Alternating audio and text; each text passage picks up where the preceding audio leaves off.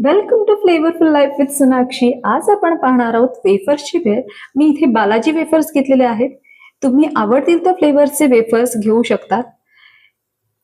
Wafers आपल्याला crush करायचे आहेत, जसे मी इथे करतेय. वेफर्स व्यवस्थित क्रश झाल्यानंतर त्यामध्ये आपण ऍड करणार आहोत बारीक चिरलेला कांदा, चिरलेला टॅमॅटो,